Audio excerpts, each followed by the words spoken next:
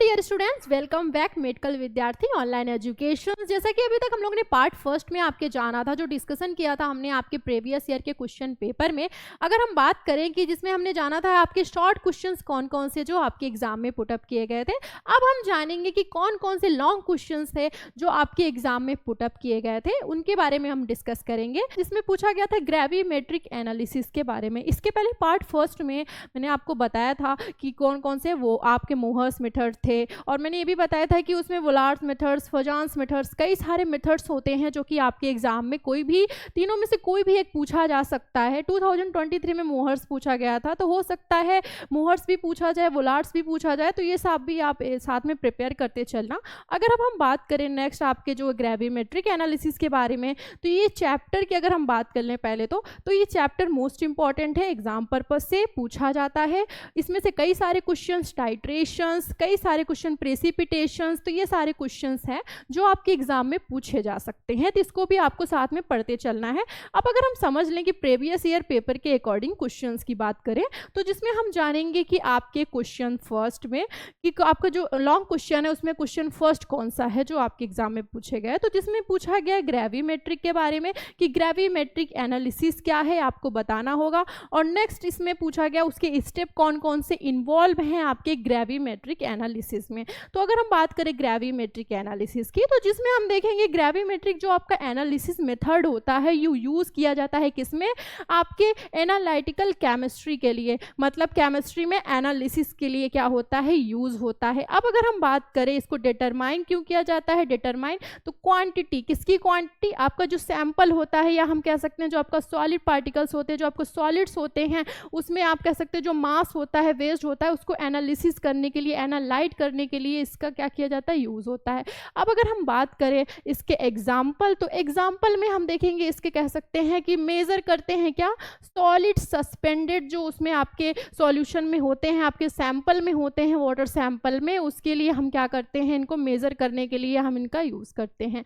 अब अगर हम बात करें नेक्स्ट, तो नेक्स्ट आता है हमारा क्या, द स्टेप कॉमनली फॉलोड, मतलब कौन कौन से स्टेप, जैसे कि आपने इस क्वेश्चन में देखा कि वेरियस स्टेप क्या हो रहे हैं, इन्वॉल्व होते हैं कौन कौन से, तो जिसमें हम देखेंगे first of all gravimetric analysis में कौन कौन से स्टेप हैं जो आपके इन्वॉल्व हो रहे हैं। जिसमें हम देखेंगे फर्स्ट क्या होता है, प्रिपरेशन, सॉल्यूशन का क्या करते हैं, प्रिपरेशन करते हैं, और क्या कंटेन करते हैं आपके नोन, मतलब जो नोन आपके वेट होता है सैंपल का, उसको हम क्या करते हैं, प्रिपरेशन करते हैं, कंटेन करते हैं आपके सॉल्यूशन में। ये तो हो गया आपका फर्स्ट स्टेप। सेकंड में हम क्या करते हैं, सेपरेशन करते हैं आपके डिजायर्ड कॉन्स्टिट्यूएंट्स की। और थर्ड स्टेप में क्या होता है, थर्ड स्टेप में आपका वे करते हैं, मतलब आइसोलेटेड जो आपका कॉन्स्टिट्यूएंट्स होता है उसको वे करते हैं। अब नेक्स्ट हम देखेंगे फोर्थ में क्या हो रहा है, फोर्थ स्टेप में आपका क्या होता है, computation the amount of the particular, मतलब कि आपका जो अमाउंट होता है पर्टिकुलर, आपका जो वे होता है, जो कॉन्स्टिट्यूएंट्स होता है आपके किसमें, सैंपल में, उसको हम क्या करते हैं, ऑब्जर्व करते हैं और क्या करते हैं, वे करते हैं, मतलब वेट करते हैं उनका, किसका, आइसोलेटेड जो आपके सब्सटेंट हैं उनका। ये तो हमने जान लिया कि कौन कौन से स्टेप हैं जो स्टेप वाइज इसमें इन्वॉल्व होते हैं, ये हमने जाना कि इसमें क्या क्या होता है। अब हम नेक्स्ट जान लेते हैं नेक्स्ट क्वेश्चन कौन सा आपका पूछा गया था। नेक्स्ट क्वेश्चन अगर हम बात करें तो उससे पहले आपके डायग्राम के थ्रू मैं समझाना चाहूँगी कि फिल्ट्रेशन भी आपसे एग्जाम में पूछा जा सकता है। एग्जाम में इसके पहले हम बात करें तो आपका ग्रेविमेट्रिक पूछा गया, इसमें आपके इसी चैप्टर में जो आता है टॉपिक वो है फिल्ट्रेशन। फिल्ट्रेशन क्या है, तो फिल्ट्रेशन में जैसा कि कभी कभी 10 मार्क्स में आ जाता है एग्जाम में, लॉन्ग क्वेश्चंस में भी आ जाते हैं, शॉर्ट क्वेश्चन में भी आ जाता है कि फिल्ट्रेशन क्या है। तो फिल्ट्रेशन को अगर समझें तो जिसमें आपको दिख रहा होगा कि ये सारे मेथड्स हो रहे हैं, जिसमें इंस्ट्रूमेंट्स हैं, इंस्ट्रूमेंट्स में बताए गए हैं, दर्शाए गए हैं कि इनको हम क्या क्या कहते हैं, इनके प्रोसेस के बारे में हम जानते हैं। तो जिसमें आप देखोगे कि क्या है, ये पोरस ग्लास है, आपका क्या है, पोरस ग्लास है। नेक्स्ट मदर लीकर, ये जो इसमें आपको सॉल्यूशन दिख रहा है इसको हम क्या कर सकते हैं, मदर लीकर, या हम ये है आपका सक्शन फ्लास्क, सक्शन फ्लास्क इसको हम बोलते हैं। ये जो आपके इसके ऊपर लगा हुआ अटैच है इसको हम बोलते हैं ग्लास फनल। क्या बोलते हैं? ग्लास फनल बोलते हैं। नेक्स्ट अगर हम बात करें इसके ऊपर जो लगा है ये इसको हम कहते हैं एडाप्टर। नेक्स्ट आपका जो आता है ये है फिल्टर क्रूसिबल। इसके ऊपर क्या अटैच है, क्या लगा हुआ है? फिल्टर क्रूसिबल लगा हुआ है जो कि क्या है, जिसको हम कह सकते हैं रबड़। क्या कह सकते हैं? रबड़। अब अगर हम बात करें नेक्स्ट जो इसके डायग्राम में दिया हुआ है इससे अटैच है उसमें आपको देख सकते हो ये क्या है, ये एयर पास करता है, टू एयर के लिए होता है। इसमें जो ये सेकंड आपको दिख रहा होगा इसका क्या काम है, ये है वैक्यूम या हम कह सकते हैं एस्पायरेटर। क्या है? एस्पायरेटर। और ये आपका कहलाता है ट्रैप। तो इसमें क्या है, ये प्रोसेस दिया हुआ है किसका, फिल्ट्रेशन का। पूरा इंस्ट्रूमेंटल पूरा समझाया गया है कि किसको हम क्या कहते हैं। तो ये हमने जान लिया। अब हम नेक्स्ट जान लेते हैं नेक्स्ट क्या है क्वेश्चन आपका। नेक्स्ट क्वेश्चन जो आपसे सेकंड क्वेश्चन पुट अप किया जाएगा वो क्या है, तो जिसमें पूछा जाएगा एक्सप्लेन ब्राइफली डिफिनीशन। आपको ब्राइफली क्या करना होगा, डिफाइन करना होगा किसके बारे में, आपको सिम्पथेटोमेमेटिक्स के बारे में बताना होगा कि क्या होता है सिम्पथेटोमेमेटिक्स, जिसमें आपको इसको ब्राइफली एक्सप्लेन करना होगा, इसके क्लासिफिकेशन के बारे में और इसके बारे में भी आपको बताना होगा कि क्या होता है आपका सिम्पथेटोमेमेटिक्स ड्रग्स। जिसमें हम देखेंगे इसके साथ साथ आपको बताना होगा इसके एग्जाम्पल्स और इसके स्ट्रक्चर्स और इसके यूजेस। आपके किसी टू ड्रग्स की आपको क्या करना होगा, डिफाइन करना होगा उसके यूजेस के बारे में। अब अगर हम बात करें कि ये होता क्या है सिम्पथेटोमेमेटिक्स, तो इसके बारे में हम थोड़ा सा जान लेते हैं। तो जिसमें हम देखेंगे सिम्पथेटोमेमेटिक जो आपका ड्रग है इसी को हम क्या कहते हैं, क्या जानते हैं, एड्रेनर्जिक ड्रग्स। क्या कहते हैं? एड्रेनर्जिक ड्रग्स कह सकते हैं, या हम कह सकते हैं एड्रेनर्जिक आपका अमीन्स भी हम इसको जानते हैं। अब अगर हम बात करें ये ड्रग्स के बारे में कि क्या होता है और इसके बारे में, इसके एग्जाम्पल्स के बारे में, तो जो आपका सिम्पथेटोमेमेटिक्स जो आपकी ड्रग्स होती है वो क्या होती है, इफेक्ट करती है, इंक्लूड अगर हम बात करें तो इंक्रीज करती है क्या, आपके जो हार्ट रेट होता है उसके लिए इसका क्या होता है, यूज होता है। नेक्स्ट फोर्स ऑफ कार्डियक आपका जो कॉन्ट्रैक्शन होता है इसके लिए इनका यूज किया जाता है। तो ये सारे क्या हैं, ये सारे आपके एग्जाम्पल्स हैं। अब अगर हम बात करें नेक्स्ट क्वेश्चन जो आपके एग्जाम में पुट अप किए गए थे वो क्या थे, तो जिसमें आपसे पूछा गया था explain briefly definition classifications of NSAIDs. मतलब आपको बताना था एनसेड्स के बारे में, ब्राइफली आपको डिफाइन करना था और उसके एग्जाम्पल्स बताने थे, यूजेस बताने थे। देन आपको क्या बताना था, उसके स्ट्रक्चर के बारे में आपको बताना था। तो अगर हम बात करें तो जिसमें हम देखेंगे कि आपका क्या होता है, तो जिससे कि आपको पता होगा कि एनसेड्स को हम क्या कहते हैं, non steroidal anti inflammatory drugs कहते हैं। इसी को शॉर्ट में हम कहते हैं एनसेड्स। ये तो आप जानते ही होंगे। अब आपको इनके बारे में लिखना होगा कि ये क्या होता है, इसके ड्रग्स क्या हैं, इसके एग्जाम्पल्स, तो सारी चीज़ों को आपको इसमें क्या करना था, डिफाइन करना था। तो ये हमने जान लिया किसमें, आपके एनसेड्स के क्वेश्चन 3 में कि क्या होता है। अब अगर हम बात करें नेक्स्ट क्वेश्चन जो आपके एग्जाम में पुट अप किए गए थे लॉन्ग क्वेश्चंस में, वो क्या थे, उसमें आपसे पूछा गया था डिफाइन क्लासीफाई एनेस्थेटिक्स के बारे में। आपको बताना था कि एनेस्थेटिक क्या है और उसके एग्जाम्पल्स, और क्या लिखना था, आपको लिखना था structure, IUPAC and uses. IUPAC एक वर्ड आया, आईयूपीएसी जो है आपकी केमिस्ट्री है, केमिस्ट्री में आपके पूछा ही जाता है क्योंकि आईयूपीएसी मोस्ट इंपॉर्टेंट है, इसको भी आपको पढ़ने चलना है।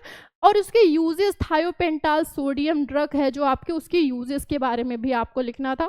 तो अगर हम बात करें अब इसकी, तो जैसे कि जानते हैं कि ए ड्रग या हम कह सकते हैं अदर जो आपके सब्सटेंस होते हैं उसमें causes a loss of feelings, मतलब लॉस ऑफ फीलिंग्स जो कॉजेज होती हैं उसके लिए क्या होता है, ये ड्रग्स का जो है हम कह सकते हैं, हम कह सकते हैं यूज होता है। नेक्स्ट हम कह सकते हैं जो आपका लोकल एनेस्थेटिक्स होता है वो क्या कॉज करता है, loss of feeling in one small area on the body. मतलब कि आपकी बॉडी के जो स्मॉल एरिया है, मतलब कह सकते हैं कि पूरी आवर बॉडी में तो नहीं कह सकते, लेकिन स्मॉल एरिया जो आपकी बॉडी के है उनकी फीलिंग्स के लिए क्या होता है, कॉज के लिए इनका यूज होता है आपके किसके, आपके लोकल एनेस्थेटिक्स जो होते हैं। अब अगर हम बात करें नेक्स्ट, तो नेक्स्ट आपका आता है थायोपेंटॉल। थायोपेंटॉल या हम कह सकते हैं जब बार्बिचुरेट। स्ट्रक्चर की अगर हम बात करें तो इसको हम क्या कहेंगे, स्ट्रक्चर में हम समझ लेते हैं तो 2 thiobarbituric acid substitute at C5 by ethyl and sec pentyl groups. अब स्ट्रक्चर क्या है इसके, तो स्ट्रक्चर में जैसा कि आपको अगर हम बात करें तो जैसा कि ये स्ट्रक्चर आपको दिख रहा होगा कि स्ट्रक्चर में आपसे दिखना होगा कि स्ट्रक्चर में, तो आप बता सकते हो कि स्ट्रक्चर कैसा है इसका।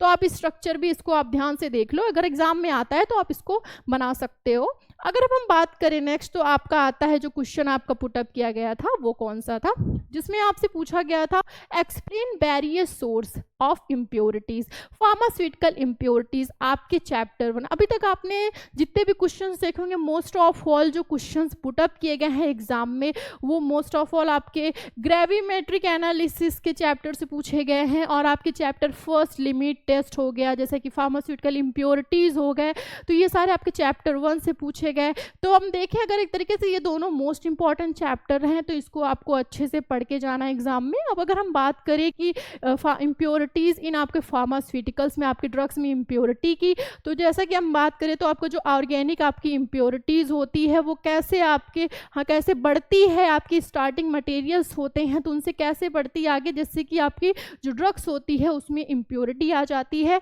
तो ये सारी चीज़ें आपको इसमें लिखनी होगी, बतानी होगी कि हमारे ड्रग में कैसे कैसे इम्प्योरिटीज आ जाती हैं, कौन कौन से सोर्सेज हैं, कौन कौन सी चीज़ें हैं जिनकी वजह से हमारे ड्रग्स में क्या होती है, इम्प्योरिटीज आ जाती है। जैसा कि हमें पता होगा कि क्या होता है, जैसे कि हमने ड्रग बनाया, कई सारे प्रोसेस होते हैं हमारे मैन्युफैक्चरिंग के टाइम में। तो अगर जैसे कि स्टार्टिंग में जैसे हमने रॉ मटेरियल लिया, तो रॉ मटेरियल में क्या, अगर हमने ध्यान नहीं दिया, आगे प्रोसेस चल रही है तो बीच में अगर हमने कुछ डिस्टर्बेंस हो गया, बीच में कुछ ऐड कर दिया, तो उससे क्या हुआ, इम्प्योरिटी आ गई। एक इंटरमीडिएट फेज होता है, कुछ ड्रग्स होती हैं मैन्युफैक्चरिंग के टाइम में जिसमें कई सारे प्रोसेस को हमें जो है फॉलो करना होता है। तो उस दौरान क्या होता है कि अगर हमने ध्यान नहीं दिया तो कुछ चीज़ें होती हैं, कुछ रॉ मटेरियल्स या हम कह सकते हैं कुछ अलग से हमने ऐड किया, या कुछ चीज़ें हो गई डिस्टर्ब हो गई, प्रोसीजर्स डिस्टर्ब हो गए, तो उसकी वजह से क्या होती है, हमारे ड्रग्स में इम्प्योरिटी आ जाती है। तो कई सारे सोर्सेज होते हैं जिससे हमारे ड्रग्स में क्या होती है, इम्प्योरिटी आ जाती है। तो इसको आप अच्छे से इसमें लिख सकते हो। अब अगर हम बात करें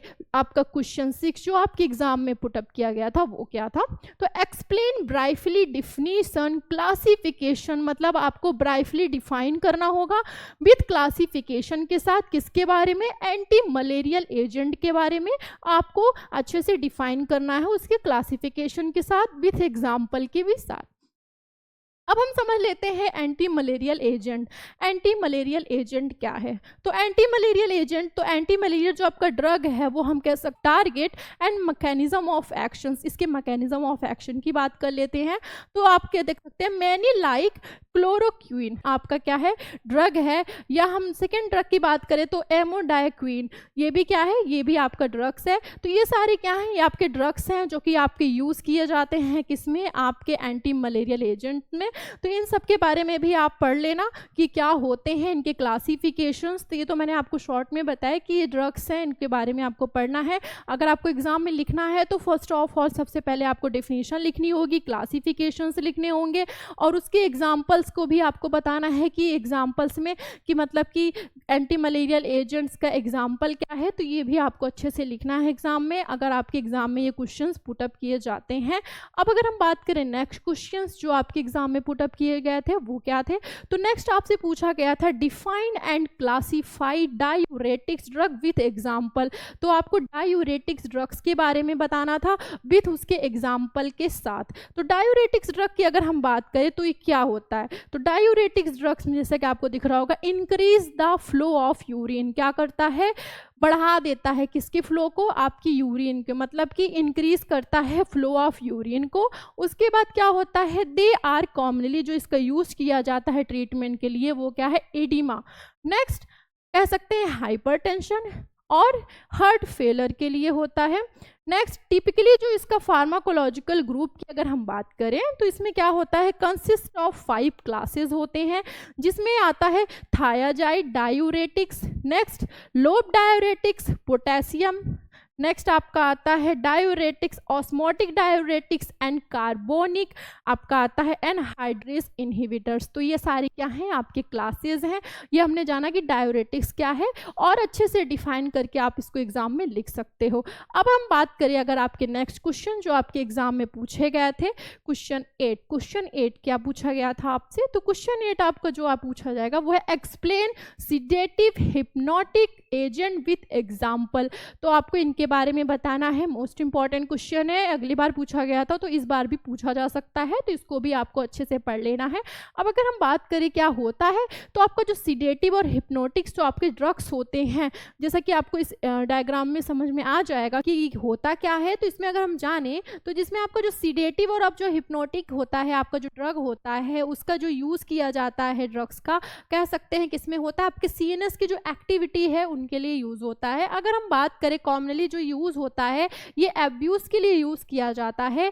किसके लिए, आपका जो यूफोरिक प्रॉपर्टी होती है सीडेटिव्स के लिए ड्रग्स की, इसी के लिए इनका क्या होता है, यूज़ किया जाता है। अब अगर हम बात करें नेक्स्ट अगर इनके बारे में, तो अल्कोहल और आपका जो बारबिचुरेट होता है और जो आपका बेंजोडायज़ेपिन होता है, ये क्या होता है, कॉमनली यूज़ किया जाता है एब्यूज़ करने के लिए, जो कि क्या हुआ आपका सिडेटिव और हम कह सकते हैं हिप्नोटिक्स। इसी को हम क्या कहते हैं, सिडेटिव कहते हैं और हिप्नोटिक्स कहते हैं, जो कि प्रोड्यूस करता है आपकी डिपेंडेंस, आपके इन्फ्लुएंस, जो आपकी शेयर्ड जीन्स इफेक्ट्स होती है उनके लिए क्या किया जाता है, इनका यूज़ किया जाता है। अब अगर हम बात करें कि नेक्स्ट आपके जो क्वेश्चंस हैं उनके बारे में, कि आपके जो कौन से क्वेश्चंस हैं जो आपके एग्जाम में पुटअप किए जा सकते हैं, तो ये तो हमने जान लिया कि प्रीवियस ईयर के कौन कौन से क्वेश्चंस हैं जो आपके एग्जाम में पुटअप किए जा सकते हैं। अब अगर हम बात करें कि इसमें से अगर हम क्वेश्चंस की कि और भी कौन कौन से क्वेश्चंस हैं जो कि आपके फार्मास्यूटिकल केमिस्ट्री में आ सकते हैं, तो वो आगे की जो भी हमारी वीडियोज़ आएंगे उसमें आपको अवेलेबल होंगी, जिसमें आपको और भी आपके जो एग्जाम से रिलेटेड प्रिपरेशंस होंगी, आपके जो सब्जेक्ट्स होंगे, कई सारे आपके सब्जेक्ट्स हैं, तो उनसे रिलेटेड जो भी आपके इंपॉर्टेंट क्वेश्चंस हैं, आपके प्रीवियस ईयर क्वेश्चंस पेपर्स हैं, तो वो सारे उसमें सॉल्व कराए जाएंगे और बताए जाएंगे कि कौन कौन से क्वेश्चंस हैं जो आपके एग्जाम के लिए मोस्ट इंपॉर्टेंट है और आपको पढ़ना है। तब तक के लिए थैंक यू सो मच।